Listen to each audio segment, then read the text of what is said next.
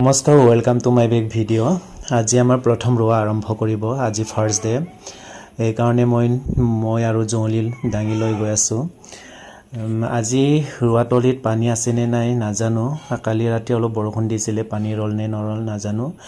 হ'লেও যি কি নহওক আজি ৰোৱা আৰম্ভ কৰিব লাগিব। ৰাইজৰ সকলোৱে ৰুইছে আৰু অলপ হ'লেও আমাৰ এডালো এতিয়ালৈকে ৰোপা নাই কাৰণে আজি যেনে তেনে হ'লেও আজি আৰম্ভ কৰিবই লাগিব আৰু ভিডিঅ'টো আপোনালোকে স্কিপ নকৰাকৈ চাই থাকিব। গাইজ আহি পালোঁ আমাৰ ৰোৱাতলিলৈ। গাইজ চাওক, প্ৰথমতে ট্ৰেক্টৰেদি হালটো বোৱালোঁ। পানী ইমান নাই, হ'লেও চলি যাব। অলপ অলপ পানী আছে, বোকাটো অলপ অলপ হৈছে। হ'লেও আজি ৰোৱাটো ৰুবই লাগিব, নহ'লে বৰষুণটো আশা কৰি থাকিলে আৰু দিনটো বাঢ়ি যাব। গতিকে আজি ৰুয়ে দিওঁ বুলি ট্ৰেক্টৰ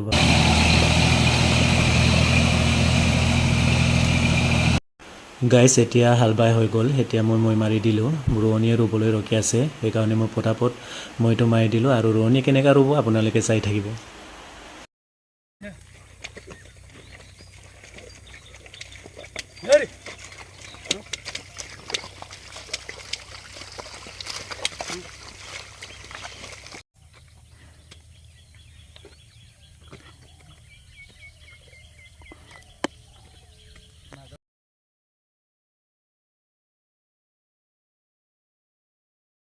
গাইজ ৰোৱনীয়ে এতিয়া ৰুই আছে আৰু ৰোৱাবোৰ কেনেকুৱা লাগিছে আপোনালোকে কমেণ্ট কৰি জনাব।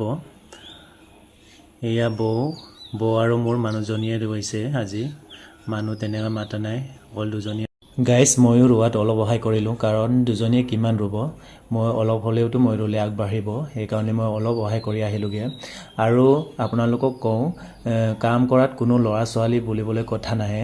কাম শিকাটো নিজৰ কাৰণে ভাল অভিজ্ঞতা আৰু মই প্ৰতি বছৰে এনেকুৱা সহায় কৰি আহিছোঁ। অলপ হ'লেও মই ধানো অলপ কাটিব জানো আৰু ৰোৱাও অলপ ৰুব জানো, কাৰণ ছোৱালীৰ নিচিনাকেনো ক'ত পাৰিব, তেনেকৈ অলপ অলপ শিকিব লাগিব। আৰু কোনে কোনে এইবোৰ কাম কৰিব জানে কমেণ্ট কৰি জনাব।